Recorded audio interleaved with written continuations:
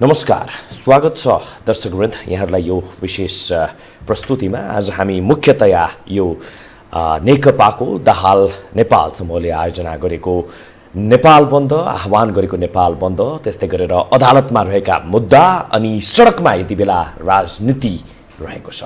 के हो यो? के नेपालीहरूले साँच्चै नै यो परिवर्तन यही दिन देख्नको लागि ल्याएका हुन् त? यावत विषयमा आज हामी समीक्षा गर्न जाँदैछौँ। त्यसको लागि आज हामीसँग हाम्रो स्टुडियोमा राजनीतिक विश्लेषक एवं नागरिक अगुवा बुद्ध छेनिङ मोक्तान आज हामीसँग हुनुहुन्छ। स्वागत छ यहाँलाई। धन्यवाद। एउटा लामो त्याग, लामो तपस्या, लामो बलिदानी पछि गणतन्त्रात्मक मुलुकमा हामी गयौँ। हजुर, केही समय ट्रान्जिसन भन्यौँ। संविधान सभा पार्ट 1, संविधान सभा पार्ट 2, पार्ट 2 ले संविधान ल्यायो र त्यसैको जगमा टेकेर अब त स्टेबिलिटीतर्फ हाम्रो मुलुक अगाडि बढ्यो। पोलिटिकल टर्मोइल, पोलिटिकल कुराहरू सबै एन्ड भए। अब चाहिँ हामी आर्थिक क्रान्ति, सामाजिक क्रान्तितर्फ चाहिँ अग्रसर भयौँ भनेर भनिरहेका थियौँ। इन्फेन्ट स्टेज त थोरै पार गर्यो होला यो 5 इयर्सको टेन्युर केपी शर्मा ओलीको, तर विदिन 3 इयर्सको टाइममा चाहिँ ड्रास्टिक चेन्ज फेरि एकपटक आयो। यसलाई कसरी विश्लेषण गर्ने? धन्यवाद छ प्रश्नको लागि। पहिलो प्रश्न नै बडो नेपाली समाजमा जे समस्याहरू देखिरहेछ त्यो समस्याहरूको समाधान खोजी उन्मुख भयो।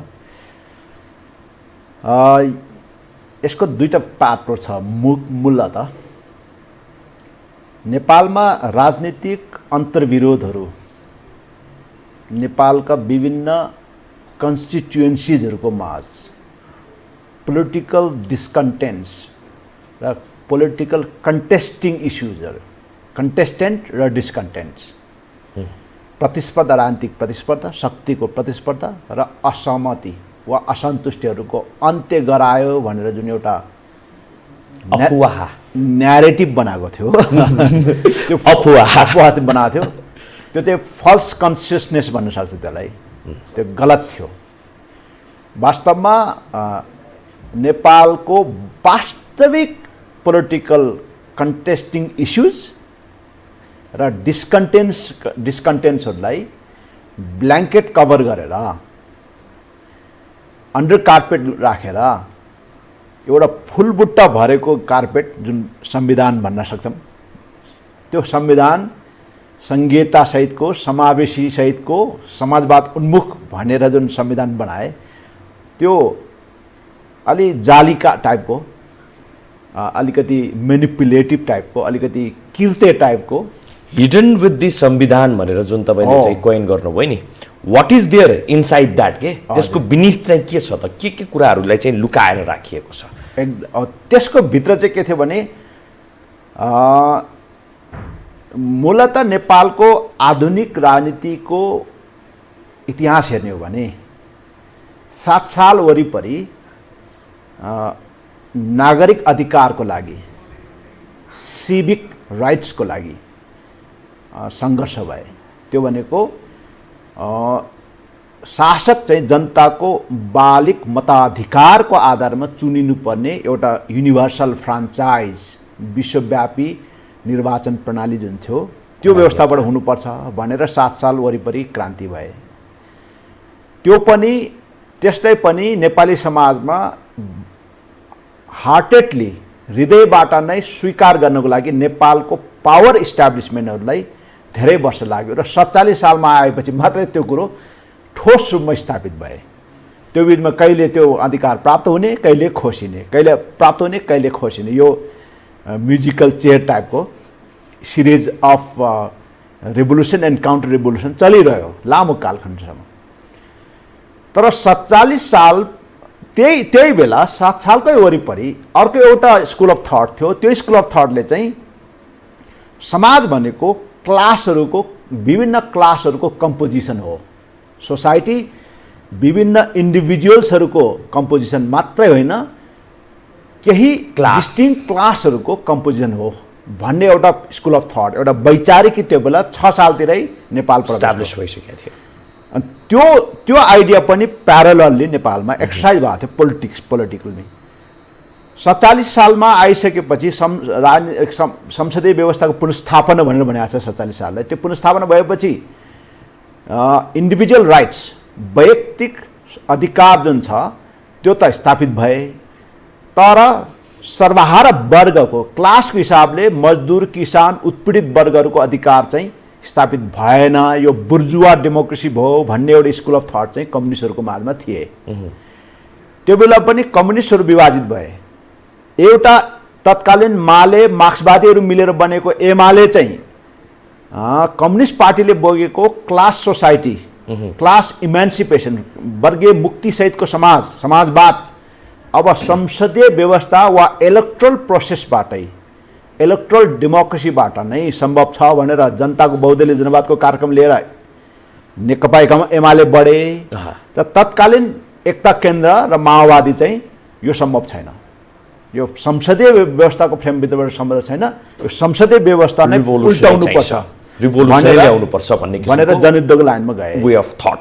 अब तर जनयुद्धको लाइनमा यहाँ इन्ट्रेस्टिङ कुरो चाहिँ यहाँनिर छ, जनयुद्धमा जाने लाइनले जनयुद्धको कार्यनीतिक पक्षमा सबैभन्दा बढी प्रधान कुरो केलाई बनाए? वर्ग सङ्घर्षलाई बनाएन। वर्ग सङ्घर्ष रणनीतिक विषय थिए।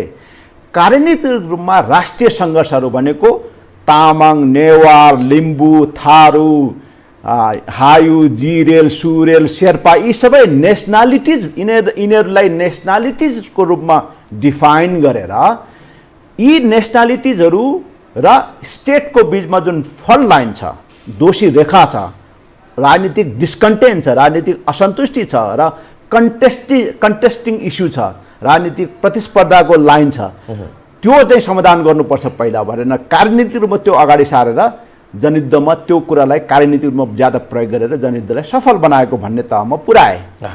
तर संविधान सभाबाट संविधान बनाउँदाखेरि ती कार्यनीतिक रूपमै उठाएको विषयहरूलाई फेरि के गरे?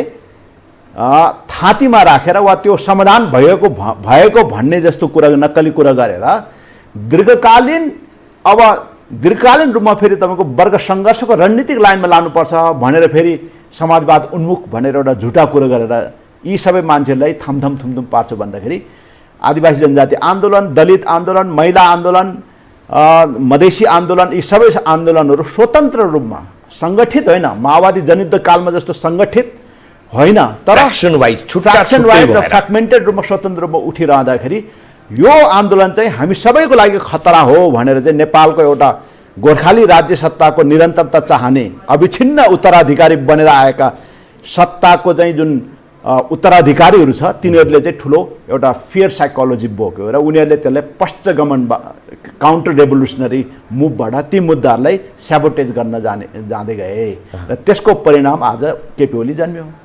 भन्नाले यही कन्सिक्वेन्सेसबाट चाहिँ आज केपी शर्मा ओलीले चाहिँ यो कदम चालेको हो भनेर। एक्ज्याक्टली। तर केपी शर्मा ओलीले चाहिँ कस्तो किसिमको तर्कहरू दिइरहनु भएको छ भनेदेखि यो संवैधानिकै छ, संविधानकै धाराभित्र बाहिरका दक्षिण शक्तिहरू, बाहिरका चाहिँ अरू शक्तिहरूको कारणले गर्दाखेरि चाहिँ मलाई काम गर्न दिएन, मेरै पार्टीभित्रका चाहिँ मेम्बरहरूले अझ हार्डकोर रूपमै भन्दाखेरि प्रचण्डले काम गर्न दिएन, उनी चाहिँ बहकिएका छन् भन्ने किसिमको पश्चगमनको बाटो त उनीहरूले अङ्गीकार गरेका छन् भन्ने किसिमको एउटा कार्ड भनौँ न, होइन, कार्ड भन्ने कि थट भन्ने कि त्यो त आम पिपलको माझमा त उहाँले राखिदिनु भएको छ भनेपछि ठ्याक्कै चेक एन्ड ब्यालेन्समा हेर्दाखेरि हु इज द कल्प्रिट चाहिँ को, दोषी को?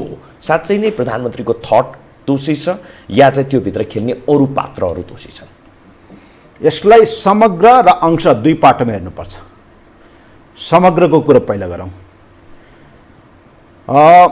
47 सालको संविधान जातीय अथवा त्यसलाई फुल स्टप लगायो, त्यसलाई अस्वीकार गर्यो वा त्यसलाई च्यातिर फाल्दिएछ एउटा शक्तिहरूको बिचमा कन्सेन्ट बनेर। 47 सालको संविधान च्यातिने ठाउँमा त्यो बेला पुग्यो जुन बेला दिल्लीमा 12 बुँदे सम्झौता भयो, त्यो पावर प्याक्ट भनौँ न, शक्ति सम्झौता भयो। त्यो शक्ति सम्झौतामा मुख्य दुईटा पाटो थियो, एउटा 7 दल संसदीय दल र अर्को माओवादी र तेस्रो पाटो चाहिँ समन्वय गरिदिने भारत, समन्वय गरिदिने मेन एक्टर त होइन, मेन एक्टर त नेपालको संसदीय दल र माओवादी शक्ति भयो। तर ती दुईटाको बिचमा एउटा फेसिलिटेसन गर्ने काम चाहिँ भारतले गर्दै भनेपछि भारतको पनि स्टेक थियो त्यो 12 बुँदामा। तर भारत आफैले डाइरेक्टली 12 बुँदालाई एक्जिक्युट गर्न त सक्दैन, उसको काम त फेसिलिटेटिङ एजेन्ट मात्रै हो। एक्जिक्युट गर्ने त 7 दलको प्रतिनिधिको हैसियतले गिरिजाप्रसाद कोइराला, माओवादी कमान्डरको हैसियतले प्रचण्ड फोरमोस्ट एक्टर त्यसमा तपाईँको गिरिजाप्रसाद कोइरालाको स्वास्थ्यको कारणले, उमेरको कारणले जीवन अवसानमा गइसके पश्चात त्यहाँ एकल पात्र बाँकी भयो, कमरेड प्रचण्ड। समग्रमा हेर्दाखेरि यो सबै फेलियर चाहिँ कमरेड प्रचण्डको फेलियर हो, उनको इनकम्पिटेन्स, उनको असक्षमता हो। किन राजनीतिमा त जुन लाइनमा आफूले देशलाई, राजनीतिलाई लान्छु भनेको त्यो लाइनमा सबैलाई मिलाएर लान सक्नुपर्छ नि। प्रारम्भमा उनी बडो युद्ध सरदार जस्तो व्यवहार गर्दै जस्तो किसिमको सपना बाँडेका थिए नि, त्यो नेपालको कन्टेक्स्टलाई हेर्ने हो भने साँच्चै नै प्र्याक्टिकल्ली एप्लिकेबल थियो त भन्ने पनि क्वेसन चाहिँ रहन्छ नि त। होइन, त्यो त एप्लिकेबल थियो भन्ने कुरो एक्सेप्ट गरेको कुरो त 12 बुँदा हो नि त। 62-63 को जनआन्दोलन हो नि। 62-63 को जनआन्दोलनमा केपी ओलीको केही असहमतिहरू थिए भन्ने कुरो सानो कुराहरू थियो होलान्। सम्भवतः 62-63 को आन्दोलन पनि छ नि, पिपलको चाहिँ मास मुभमेन्ट, त्यो पनि त संहिता स्थापनाको लागि अथवा चाहिँ गणतन्त्रै ल्याउनको लागि, धर्मनिरपेक्षताई लाद्नको लागि त थिएन होला नि त। होइन, त्यसले ल्याउने भनेकै संहिता, गणतन्त्र र धर्मनिरपेक्षता हो। किनभने त्यसको स्पिरिट त्यो हो नि। अक्षर के थियो, सम्झौताको अक्षरहरू के थिए भन्ने कुरा दोस्रो कुरा हो। क्रान्तिको आन्दोलनको स्पिरिट के थियो भन्ने कुरो हुन्छ नि त। स्पिरिट एन्ड लेटर भन्छ नि, अक्षर र त्यसको सार भन्छ नि। किङले संसद विघटन गरेका थिए, संसद पुनर्स्थापना मेजर एजेन्डाको रूपमा थियो। त्यो चाहिँ डिपार्चर पोइन्ट थियो, अगाडिको बाटोको ढोका खोल्ने स्थिति थियो। तर त्यो ढोकाबाट छिरेपछि त गणतन्त्रमै पुग्ने हो नि त। यदि गणतन्त्रमा नपुर्याउने हो भने केपी ओलीजीहरूले प्रचण्डहरूलाई जुन किसिमले तपाईँको आतङ्कवादी बिल्ला भिराएर टाउको मूल्य तोकेको थियो, टाउकोकै मूल्य तोकेको थियो नि, त्यो मूल्य बराबरको टाउको ल्याउन सक्नु पर्थ्यो नि त। त्यो भएको भए पो राजतन्त्र रहिरहन्थ्यो त, होइन। पोलिटिक्समा त तपाईँको पोजिसन भन्ने त स्पष्ट थियो नि त। तर प्रचण्डले तपाईँले रातो कार्पेट बिछाएर ल्याइसकेपछि त तपाईँले प्रचण्डलाई रातो कार्पेट बिछाएर ल्याउने, तर प्रचण्डको एजेन्डा चाहिँ नल्याउने भन्ने त हुँदैन नि त। प्रचण्ड आउने भनेको त व्यक्ति आउने होइन नि त, उसले बोकेको एजेन्डा आउने हो। त्यो एजेन्डा आउँदाखेरि ओपनिङ डोर चाहिँ के थियो भने, डिपार्चर पोइन्ट अथवा पोइन्ट अफ ओपनिङ डोर चाहिँ के थियो भने 12 बुँदा थियो। 12 बुँदाले भित्राए र शान्ति प्रक्रिया, शान्ति सम्झौताले भित्राए। र त्यसपछि 62-63 को जनआन्दोलन जुन भयो, त्यो जनआन्दोलनले 12 बुँदालाई इन्डोर्स गर्यो, जनताको तहबाट त्यसलाई अनुमोदन गर्यो, होइन। अनि त्यसबेलादेखि एउटा यो कुरा जनयुद्धकै पिरियडमा यो कुरा चाहिँ आतङ्कवादी क्रियाकलाप हो भन्ने कुरा त राज्यले त बोलेको कुरा हो नि त। अहिले संहिता, गणतन्त्र, यो धर्मनिरपेक्षता, यो सुशासनको कुरो, स्वायत्तताको कुरो, यी सबै मुद्दाहरू जुन आए ती त आतङ्कवादीले उठाएको मुद्दा हो नि त। सैद्धान्तिक रूपमा भन्ने हो नि त। त्यो मुद्दा उठाउनेहरूलाई त टाउको मूल्य तोकेको थियो राज्यले मात्रै होइन, विश्वले आतङ्कवादी मानेको थिए। आतङ्कवादीहरूको मुद्दालाई राजनीतिक मुद्दा भनेर स्वीकारेपछि, उहाँहरू राजनीतिक शक्ति हो भनेर मानेपछि त अब त्यसको त असन्तुष्टि त बाँकी रह्यो, तर मुद्दालाई त स्वीकारेको हो नि त। त्यो रातो कार्पेट बिछ्याएको भन्नुसाथ मुद्दा स्वीकारेको हो। तर त्यो असन्तुष्टिको जुन सानो स्वर थियो नि भित्र, त्यो लुकेर बसेको थियो नि त्यो बेला, त्यो स्वरवालाले चाहिँ पछि खेल्दै जाँदाखेरि तिनीहरूले यस्तो किसिमको शक्तिको चक्रव्यूह रचना गर्यो। त्यो चक्रव्यूहमा प्रचण्ड फसे।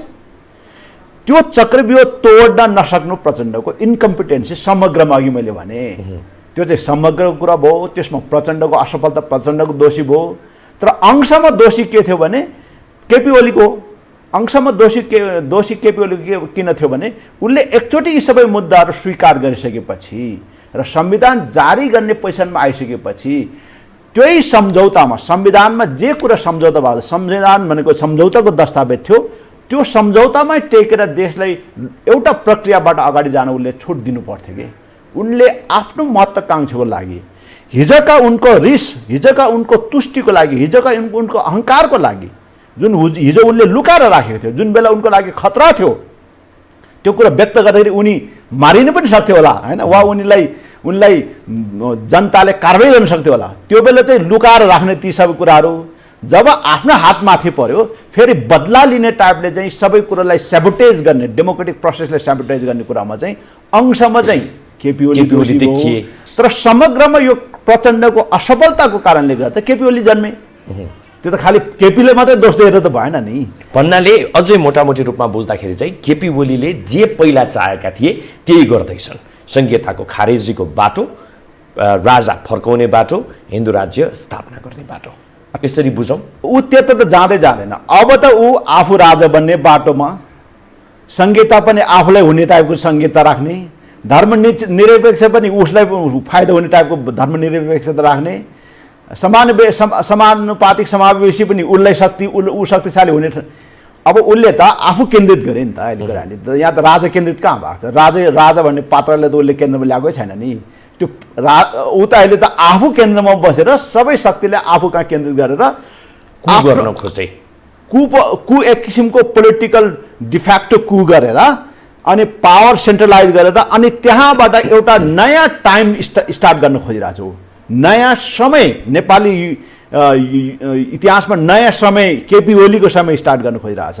अब ऊ पछि ऊ जस्तै उसका उत्तराधिकारीले सत्तालाई कन्टिन्यू गराउनको लागि उसले उत्तराधिकारीको ग्रुमिङ गर्ने, युवा पुस्तालाई त्यसरी नै आकर्षित गर्ने, मसल पावर र मनी पावरको लोभ देखाउने। उसँग त विचार त छैन। केपी ओली त विचारविहीन शून्य मान्छे हो। ऊ प्राग्मेटिक पोलिटिसियन हो, व्यवहारिक राजनीति मात्रै जान्ने मान्छे हो, आइडियोलोजिकल पोलिटिक्स गर्ने मान्छे होइन।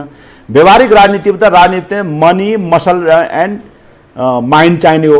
माइन्डमा ऊ एकदम खुराफाती दिमाग छ उसको। मनी एन्ड मसल उसँग अहिले टन्न जम्मा गर्ने पावर छ, किनभने अथोरिटी उसँग छ। त्यसको बेसमा ऊ एउटा नयाँ टाइम स्टार्ट गर्न चाहन्छ, नयाँ चाहिँ हिस्ट्री क्रिएट गर्न चाहन्छ केपी ओली।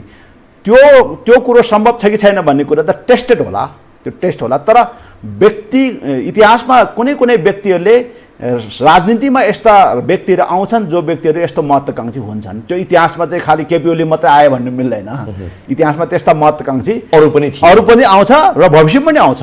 तर त्यसलाई चेक गर्ने राज्यभित्र सिस्टम चाहिन्छ। जस्तै डोनाल्ड ट्रम्प त्यसरी उदय भएको थियो अमेरिकामा, तर डोनाल्ड ट्रम्पलाई सिस्टमले चेक गरिदियो, उसलाई सिस्टमले सीमित बनाइदियो हैन।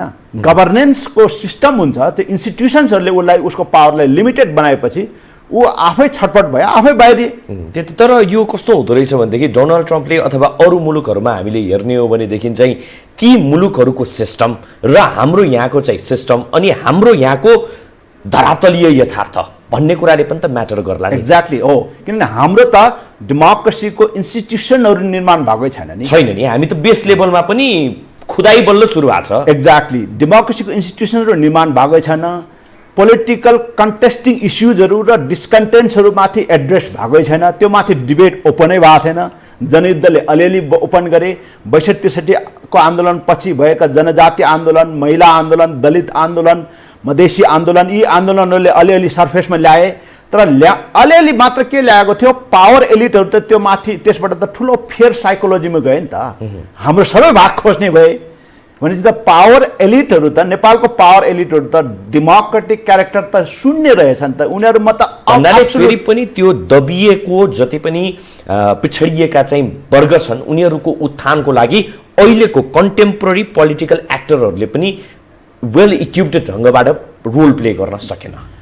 रोल प्ले गर्नै चाहेन, गर्न चाहेन, गर्न सकेन, गर्नै चाहेन। गर्न चाहेको भए सक्थ्यो नि त। उनीहरूसँग अथोरिटी थियो, किङलाई त फालिदिएको थियो नि जनताले। अब किङ त उनीहरूलाई नै बनाइदिएको हो नि त, पार्लियामेन्टमै सबै पावर ल्याएको हो नि हैन। अनि त्यस्तो किसिमले पावरफुल जनताले 17,000 20,000 जनताले जनयुद्धमा जनसङ्घर्षहरूमा बलिदान दिएर जनताले त्यो अधिकार त जनताको प्रतिनिधिहरूमाथि ल्याइदिएको हो नि त। तर प्रतिनिधिहरू पनि हाम्रो विश्लेषक सिके लालको शब्द सापडी लिएर भन्ने हो भने त्यो नृजातीय भयो कि एथ्नोसेन्ट्रिक भयो। अङ्ग्रेजीमा भन्दाखेरि एथ्नोसेन्ट्रिक। यो किन एकदमै हार्डकोर तरिकाले चाहिँ हैन यो जनजाति अथवा चाहिँ पिछडिया वर्गलाई चाहिँ कसैले गर्दै गरेन, गर्नै चाहेन भन्ने किसिमको चाहिँ सेन्टिमेन्ट पालेर बसेका छौँ। त्यो सिड हाम्रो दिमागमा रोपिदिएको छ। या चाहिँ प्र्याक्टिकल्ली रियालिटी चाहिँ त्यही नै हो? रियालिटी त्यही हो। त्यसमा जनयुद्धका लिडर्सहरूले त्यसलाई इन्क्रिमेन्टली किस्तामा जोखी तौली ती कुराहरू गर्न चाहेको हो। त्यसमा जनयुद्धका लिडर्सहरूलाई त्यतिसम्म क्रेडिट दिन सक्छ। उनीहरूले चाहिँ इन्क्रिमेन्टल चेन्ज गर्न खोजा हो। जनयुद्धमा चाहिँ उनीहरूले र्याडिकल चेन्जको कुरा गरे, आमूल परिवर्तनको कुरा गरे।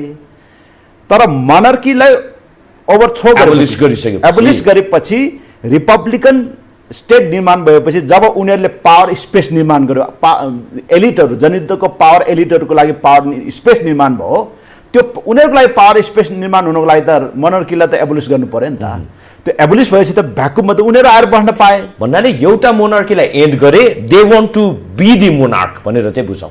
अब उनीहरूलाई पावर स्पेस निर्माण भइसकेपछि अब जनयुद्धका शक्तिहरू चाहिँ बाँकी उनीहरूले जनयुद्ध कालमा र्याडिकल्ली समाधान गर्नुपर्छ भनेर उठाएका मुद्दाहरूलाई इन्क्रिमेन्टली, र्याडिकल्ली होइन, किस्तामा रिफर्मिस्ट तरिकाले बिस्तार गर्दै लैजाने भन्ने उनीहरूको माइन्ड भयो। किनभने उनीहरूमाथि पनि यो र्याडिकल्ली लानु हुँदैन भन्ने नेपालका त्यो एलिटहरूको ठुलो दबाब पर्यो होइन। एकैचोटि लिम्बन्द बनाउनु हुँदैन, एकैचोटि तामसालिङ त बनाउनु हुँदैन भन्ने दबाब उनीहरूको तपाईँको पावर एलिटहरूको थुप्रो दबाब पर्यो।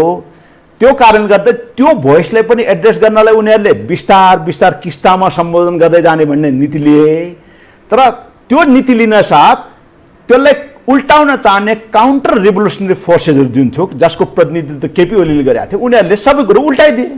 त्यहाँ खेल्ने मौका पायो। किनभने त्यो भन्नाले के त्यति बेलामा चाहिँ ड्रास्टिक चेन्ज गरिदिइहालेको भएदेखि होइन, त्यो फलाम पनि हतौडा मारिहाल्नुपर्छ, हतौडाले हिर्काइहाल्नुपर्छ भन्ने जस्तो चाहिँ एउटा सोचाइ छ नि होइन। त्यति बेलामा त्यो गरिहालेको भएदेखि सम्भवतः आज यो कन्डिसन आउँदैन थियो। त्यतिखेर त्यो गरिदिन सकेको भए त केपी ओली भनेको त इतिहासको रक्षानमा फालिसक्थ्यो नि त। केपी ओली चरित्र तर त्यति बेला त्यसो गरेको भएदेखि त त्यसले कन्फ्रन्टेसन पनि त निम्त्याउन सक्थ्यो भन्ने किसिमको एउटा बुझाइ पनि त छ। त्यो बुझाइ, त्यो फियरबाट नै त प्रचण्डहरू चाहिँ डरायो नि त।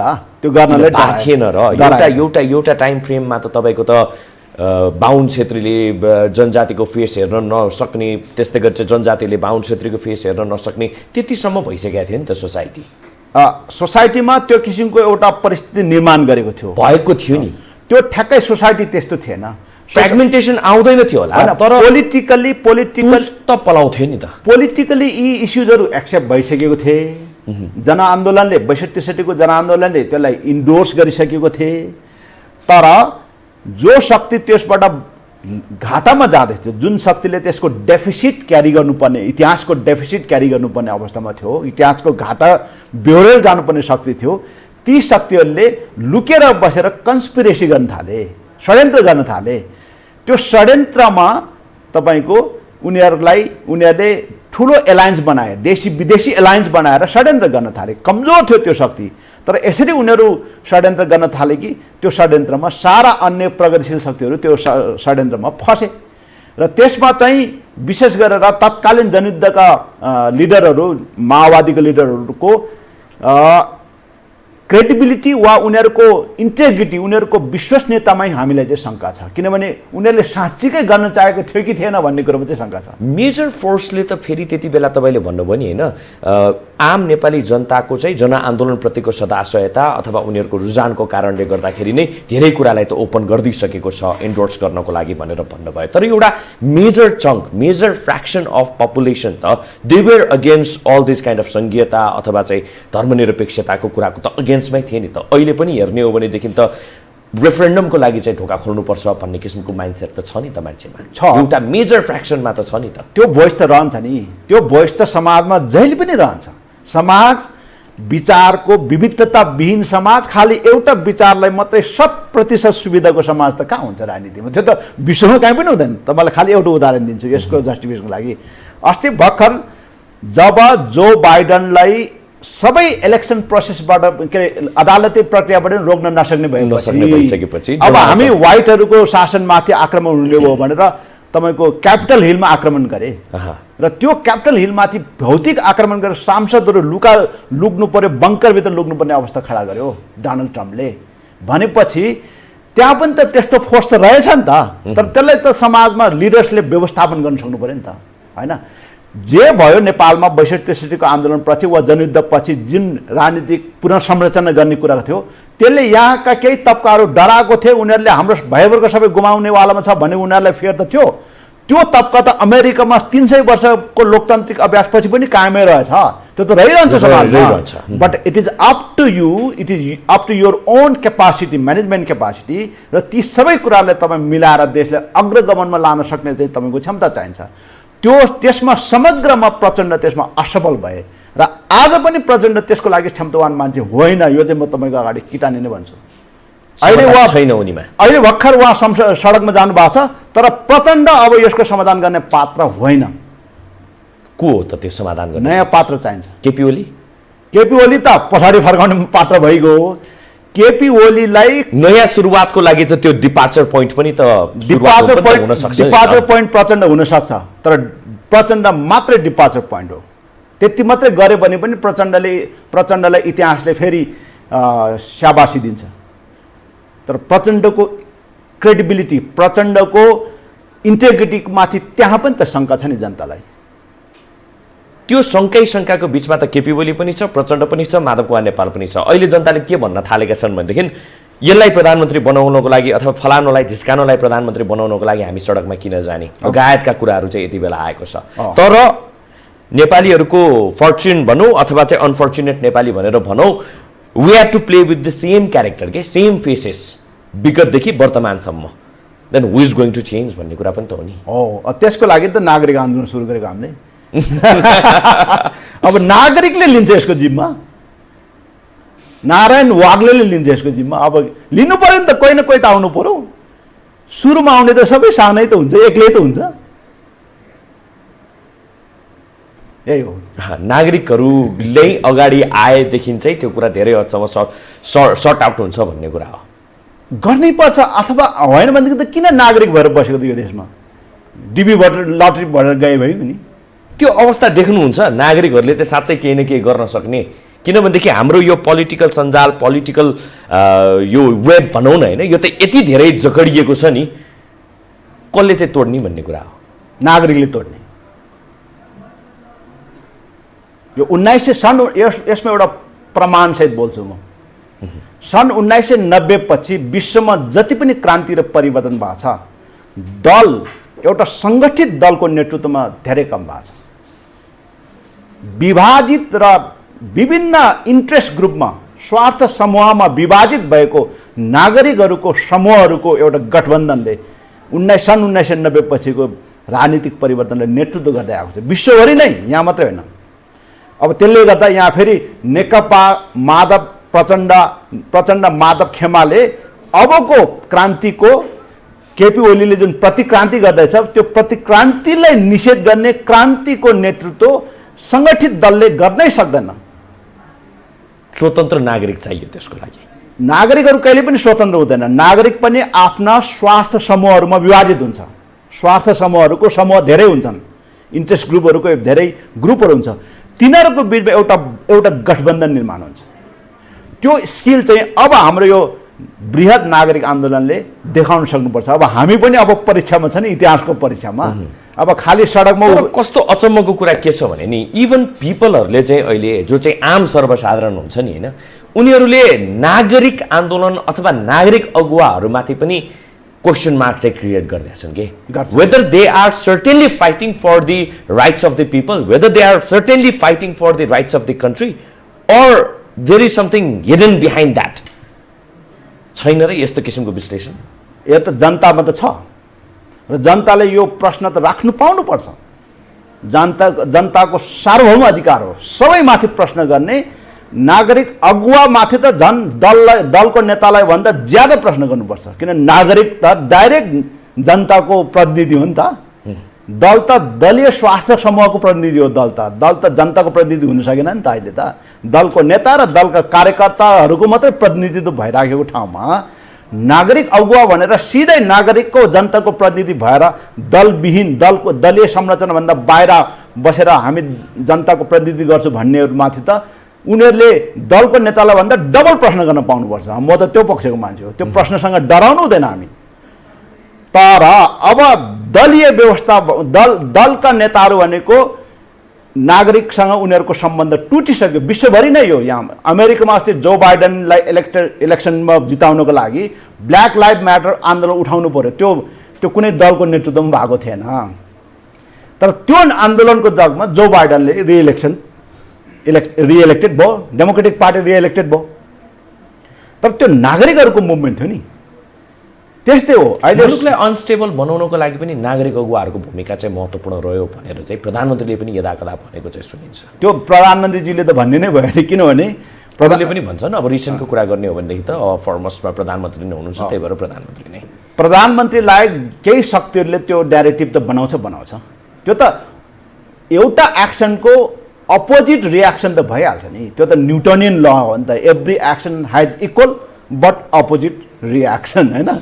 त्यो त न्युटनियन ल हो। त्यो न्युटनियन ल चाहिँ समाजमा पनि सोसाइटीमा पनि लागु हुन्छ। फिजिक्समा हुने ल सोसाइटीमा पनि लागु हुन्छ।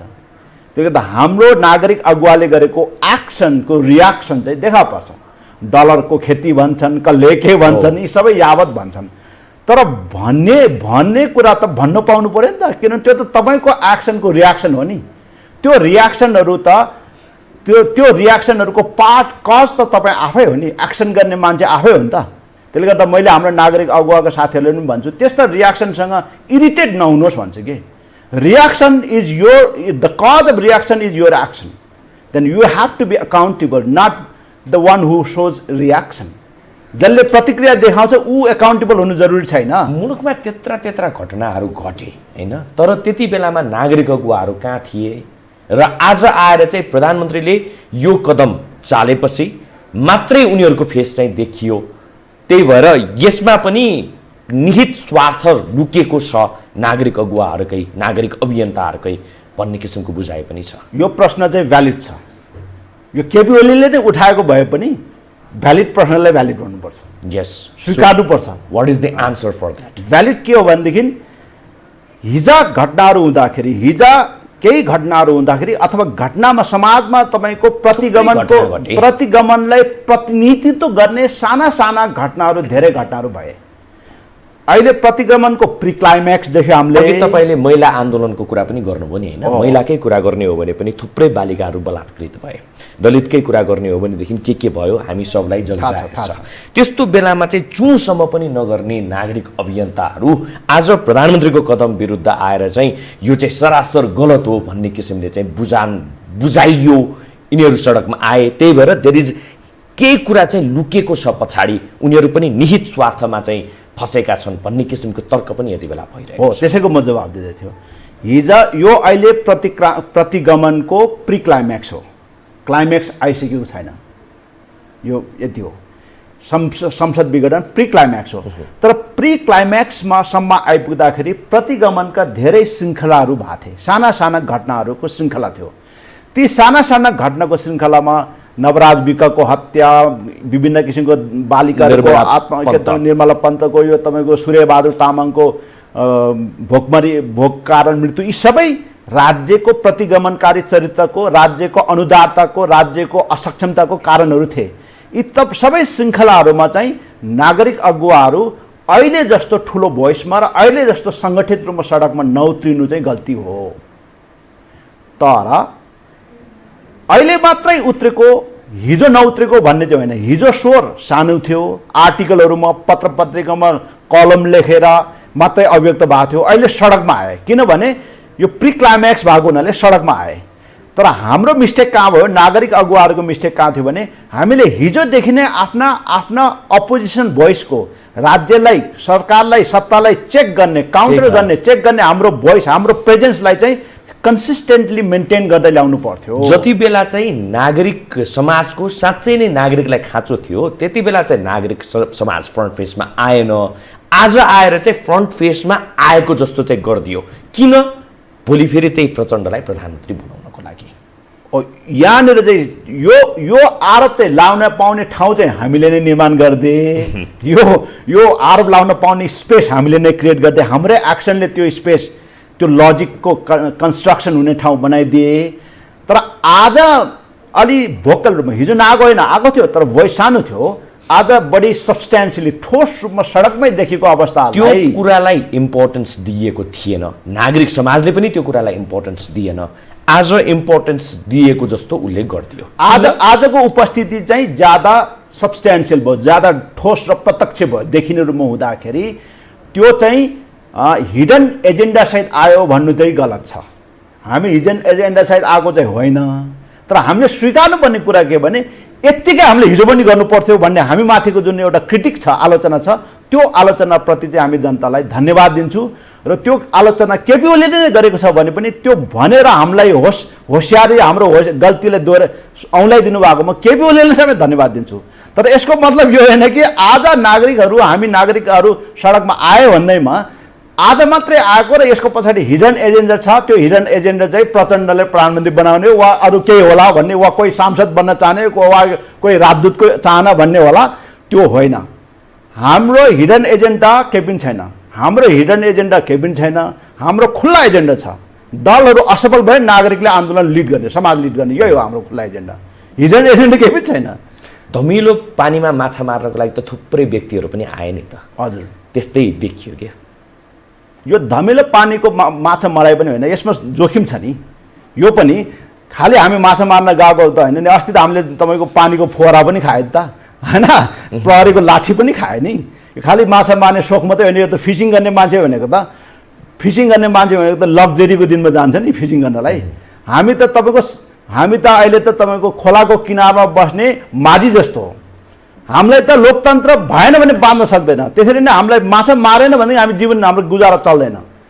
हाम्रो खोलामा माझीहरूले अहिले माझीको खोलाहरूलाई तपाईँको यो क्रसर उद्योग र तपाईँको हाइड्रो पावरले खत्तम पारेपछि माझीको जीवन जसरी उजाड भए, त्यो प्रतिगमनकारी जस्तो देखिने क्रसर उद्योग र हाइड्रो पावरले उजाड गर्यो, त्यस्तै केपी ओलीहरूले हाम्रो लोकतन्त्र, हाम्रो सामाजिक जीवनमा क्रसर उद्योग चलाएर, हाइड्रो पावर चलाएर, आफ्नो शक्ति, आफ्नो स्वार्थको हाइड्रो पावरहरू चलाएर भन्नु मतलब बालुवाटारलाई र शीतल निवासलाई शक्तिको केन्द्र निर्माण गरेर सारा शक्ति त्यहाँ केन्द्रित गरेर हाम्रो लोकतन्त्रको बारेमा, लोकतन्त्रको खोला नाश गरेको हुनाले अब हामीले त्यहाँ चाहिँ जीवन बाँध्ने आधार भएन भनेर हामी त तपाईँको आफ्नो प्रतिरक्षा गर्नलाई माझी जसरी आउँदैछ त्यसरी नै आगो हामी। त्यो माझीको कुरा उति बेलामा उहाँहरूले पनि गर्नुभएको थियो। राष्ट्र संस्था अथवा कुनै एउटा संस्थाले चाहिँ जनताको इच्छा आकाङ्क्षा पुरा गर्न सकेन भनेर यी फोर्सेसहरूलाई नेपाली जनताले ताल्चा सान्छ सुम्पेकै हो।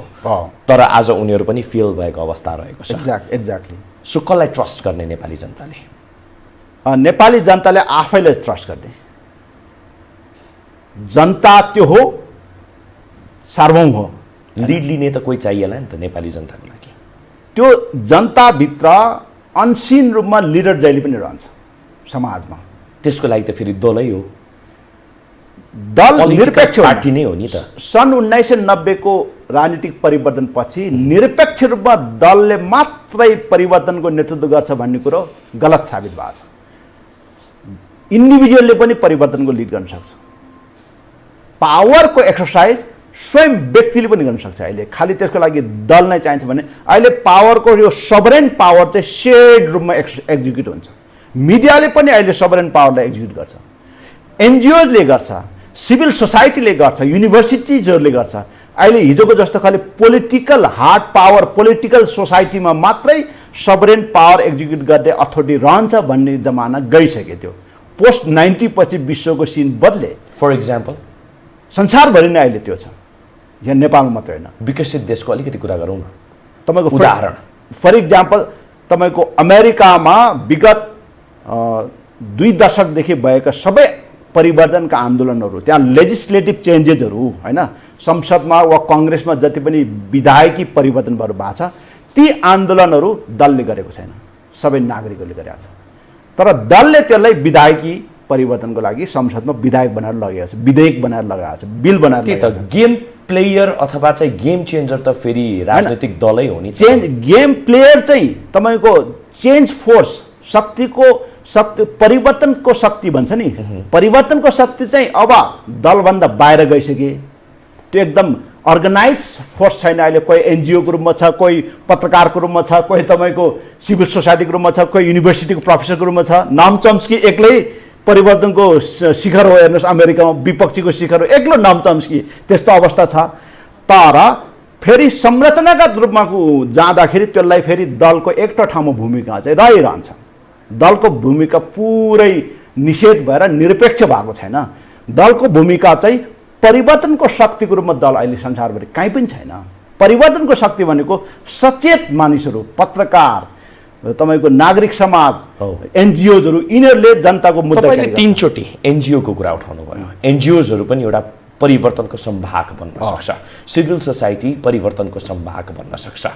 तर यिनीहरूको पछाडि त फेरि नेपालको ढुकुटी त जाँदैन भनेपछि कसको कारणले, कसको माइन्डको कारणले गर्दाखेरि who is the master planner to change यो सोसाइटीको नर्म, सोसाइटीको भ्याल्युज, सोसाइटीको चाहिँ पोलिटिकल सिनेरियोलाई चेन्ज गर्नको लागि हु इज द मास्टर प्लानर त भन्ने पनि नेपाली आम नेपाली जनताको चाहिँ क्वेसन छ। यस्तो छ त्यो एनजिओलाई चलाइ कसले रहेको छ, त्यो सिभिल सोसाइटीलाई चलाइ कसले रहेको छ भन्ने पनि त छ नि त। र त्यो क्वेसन भन्नाले त त्यो कसैले चलाएकोबाट चाहिँ हामी चाहिँ आफू चलिने, मुलुक चलिने सपना देख्छौँ भनेदेखि त फेरि कस्तो किसिमको चाहिँ भड्खालोमा हामी जाँदैछौँ भन्ने पनि त क्वेसन रहला। एकदम यो प्रश्न एकदम भ्यालिड प्रश्न हो। यो प्रश्नकर्ताहरूलाई त म त एकदम समर्थन गर्छु।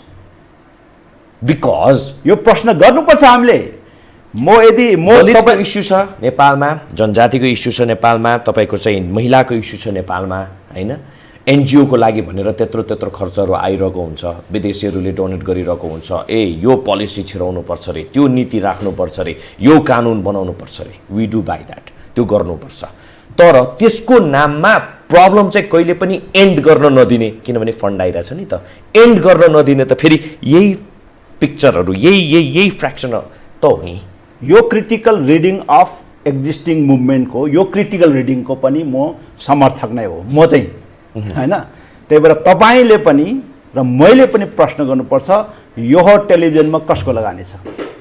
एउटा यो टेलिभिजनको कर्मचारीले त्यो प्रश्न गर्न पाउनुपर्छ। यो कर्पोरेट इन्भेस्टमेन्ट हो भने त्यो कर्पोरेट इन्भेस्टमेन्टको इन्ट्रेस्ट के हो भने त्यो प्रश्न छ नि, त्यो प्रश्न यो टेलिभिजनमालाई छ, कान्तिपुरलाई छ, कर्पोरेट हाउसहरूलाई छ। त्यसरी नै तपाईँको एउटा सानो महिलाको एनजिओलाई छ, एउटा दलितको एनजिओलाई छ, आदिवासी जनजाति महासङ्घलाई छ। यी प्रश्नहरू छ, यी प्रश्नहरू भ्यालिड क्वेसन हो। यो प्रश्नबाट कोही पनि भाग्न पाउँदैन।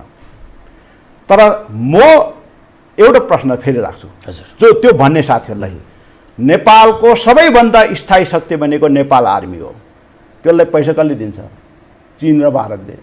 हतियार कसले दिन्छ? चीन र भारतले। त्यो चाहिँ के हो त? सो अहिले कुनै पनि देशको कुनै पनि इन्स्टिट्युसन, कुनै पनि बिजनेस, कुनै पनि अर्गनाइजेसन ग्लोबल पार्टनरसिप बिना चल्न सक्दैन।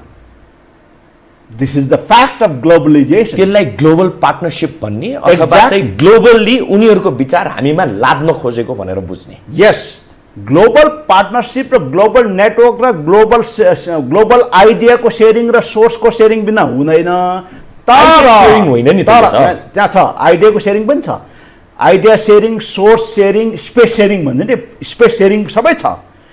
तर हाम्रो आफ्नो इन्टरनल एफिसिएन्सी चाहिन्छ कि त्यो पार्टनरसिप, त्यो सेयरिङ, त्यो पार्टनरसिपबाट हामीले अधिकतम लाभ आफूमा लिन सक्ने हाम्रो इन्टरनल कम्पिटेन्सी चाहिँ कमजोर छ। कम्पिटेन्सी कमजोर छ, हाम्रो आन्तरिक दक्षता र क्षमता कमजोर छ। त्यो चाहिँ एउटा एनजिओको अध्यक्षको पनि होला, देशको प्रधानमन्त्री पनि सेम छ। देशको प्रधानमन्त्री वा देशको प्रधान सेनापति वा सर्वोच्च अदालतको प्रधान न्यायाधीश चाहिँ त्यो समस्याबाट, त्यो इन्कम्पिटेन्सीको समस्याबाट मुक्त छ।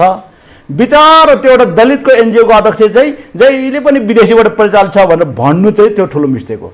यदि त्यो न्यारेटिभबाट भन्ने हो भने यो देशमा विदेशी पैसाबाट सबै परिचालित छ। यहाँको हिन्दू धर्म, यहाँको पशुपतिमा तपाईँको ज्यादातर पैसा इन्डियनहरूको पैसा आउँछ। अब पशुपति सबै हिन्दूले चलाए, पुजारी नै तपाईँको दक्षिण भारतको छ। अब नेपालको आराध्य देव कसरी भयो? यस्तो प्रश्न चाहिँ, यो प्रश्न चाहिँ खालि तपाईँको एउटा कन्स्पिरेसी थ्योरी क्रिएट गर्नलाई बनाएको प्रश्न हो। यो अहिलेको ग्लोबल रियालिटी नबुझेको प्रश्न हो कि यो एक किसिमको न्यारो माइन्ड र एक किसिमको तपाईँको न्यारो माइन्डेड प्लस एक किसिमको इन्फेरियोरिटीको प्रश्न हो, लघुताभासको प्रश्न हो। यो प्रश्नको जवाफ हुँदैन। जवाफ के हुन्छ भने ग्लोबल पार्टनरसिपको बिचमा, विश्व भ्रातृत्वको बिचमा, ग्लोबल साझेदारीको बिचमा हामीले देश कसरी बनाउने भन्ने प्रश्नको चाहिँ जवाफ गर्नुपर्छ। त्यो भयो भने चाहिँ अर्थ निस्क्यो, होइन भने कर्पोरेट इन्भेस्टमेन्ट किन गर्ने त्यसै मिडिया सेक्टरमा? मिडिया त पब्लिकको लागि भने सबै मिडिया बन्द गर्ने यस्तो कुरा गर्छ नि त साथीहरू, होइन? कैयन मान्छेले त्यो भन्छ नि त, त्यस्तो कुरा गरेर अलिकति हामी समयको अन्त्यतिर छौँ, होइन? अहिले अब प्रधानमन्त्रीबाट यस्तो किसिमको कदम चालिएको अवस्था छ, प्रचण्ड माधव लगायतका नागरिक समाज तपाईँहरू पनि यति बेला सडकमा हुनुहुन्छ। अब मुलुक निकास कसरी दिने? जनादेश और संसद पुनर्स्थापना और देयर इज सम अरू कुरा? अब यसको एउटा हिडन फ्याक्टर अब के हुन्छ भन्ने कुरा मेरो अनुमानमा, अब विभिन्न शक्तिहरूको यहाँ अहिले सुपर स्ट्रक्चरमा, इन्फ्रास्ट्रक्चरमा तल आधार समाजको आधार तहमा अहिले केही गतिविधि छैन। त्यहाँ सबै जनता आरामले सुतेर बसेको छ अथवा जनतालाई छोएको छैन त्यो कुराले। समाजको अधिरचनामा सुपर स्ट्रक्चरमा जहाँ पावर मात्र हुन्छ, पावरको कोलिजन हुन्छ, त्यहाँ तपाईँको डिभिजन छ, एकदम पोलराइजेसन भयो, होइन? त्यो पोलराइजेसन त जनतासम्म त गएको छैन, त्यो त माथि नै छ पोलराइजेसन। त्यो पोलराइजेसन जुन भएको छ त्यहाँ एउटा नयाँ तपाईँको शक्ति साझेदारीको सम्झौता बन्छ होला मेरो लागि, मेरो अनुमानमा। किनभने त्यहाँ कसैले पनि कसैले पछार्न सकिरहेको छैन, पावर इक्विलिब्रियम अवस्थामा छ, होइन? पावर इक्विलिब्रियम अवस्थामा भएको हुनाले त्यहाँ न्यू पावर एग्रिमेन्ट बन्छ। त्यो न्यू पावर एग्रिमेन्ट बनिसकेपछि देश अगाडि कसरी जान्छ भनेदेखि अहिलेको संविधानलाई र अहिलेको संसदलाई स्क्रैप गरेर, कम्प्लिटली स्क्रैप गरेर नयाँ ढङ्गमा पनि जान सक्छ। पावर नेगोसिएसन संविधानै फेरि त्यो अहिले बनाएको संविधानमा पनि फुल स्टप लाएर नयाँ संविधान, नयाँ पावर सेयरिङबाट नयाँ, त्यो पावर सेयरिङले नयाँ कन्स्टिट्युसनल, नयाँ इन्स्टिट्युसनल डेभलपमेन्ट पनि गराउन सक्छ। वा पावर सेयरिङ मिलेपछि यसैभित्रबाट बिस्तारै तपाईँको परिवर्तन गर्दै जाउँ भनेर यसलाई फेरि ट्र्याकमा लगेर जाउँ भन्ने पनि हुनसक्छ। त्यो दुईटै सम्भावना छ।